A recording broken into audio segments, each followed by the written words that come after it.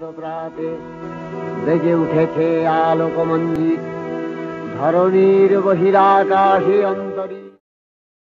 আশ্বিনের শারদ প্রাতে বেজে উঠেছে আলোক মঞ্জিত, ধরণীর বহিরাকাশে অন্তরিত মেঘমালা।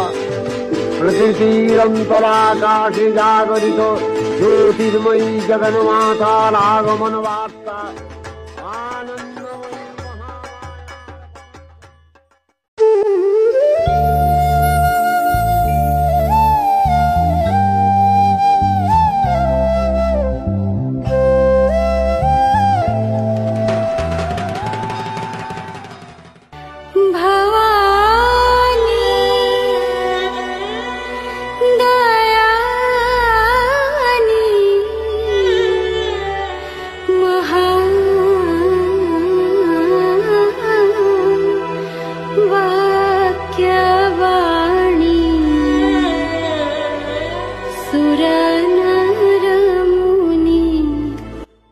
দেবালোকের মহাপরাক্রম যোদ্ধাগণ যখন দানবের কাছে পরাজিত ও বিধ্বস্ত, যখন দৈত্যের রণহুঙ্কারে বিশ্ব চরাচর কম্পমান, তখন ব্রহ্মা বিষ্ণু মহেশ্বরের পরামর্শে এক অপরূপ রণদেবী নির্মিত হলেন।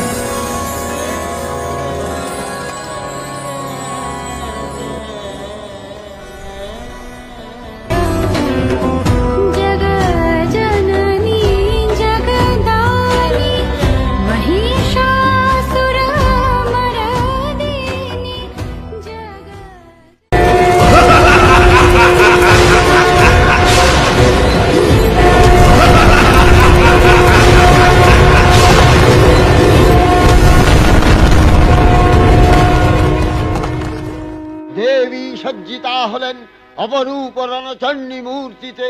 হিমাচল দিলেন সিংহবাহন, বিষ্ণু দিলেন চক্র, পিনাক বাণী, শঙ্কর দিলেন শূল, যম দিলেন তার দণ্ড, কালদেব সুতীক্ষ্ণ খড়গ, চন্দ্র অষ্টচন্দ্র শোভা চর্ম দিলেন, ধনুর্বাণ দিলেন সূর্য, বিশ্বকর্মা অভেদ বর্ম, ব্রহ্মা দিলেন অক্ষমালা কমণ্ডলু, কুবের রত্নহার। সকল দেবতা মহাদেবীকে নানা অলঙ্কারে অলঙ্কৃত ও বিবিধ প্রহরণে সুসজ্জিত করে অসুর বিজয় যাত্রায় যেতে প্রার্থনা করলেন। দেবীর সঙ্গে মহিষাসুরের প্রবল সংগ্রাম আরম্ভ হল। দেবীর অস্ত্র প্রহারে দৈত্য সেনা ছিন্ন ভিন্ন হতে লাগল। দুর্গা মহিষাসুরকে শূলে বিদ্ধ করেছেন।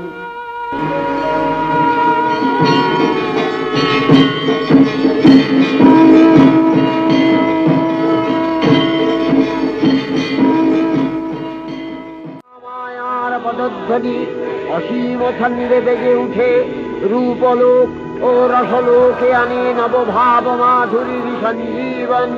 তাই আনন্দিতা শ্যামণী মাতৃকার চিন্ময়ীকে মৃন্ময়ীতে আবাহন। আজ চিৎশক্তি রূপিণী বিশ্বজননীর শারদশ্রী বিমণ্ডিতা প্রতিমা মন্দিরে মন্দিরে ধ্যান বোধিতা।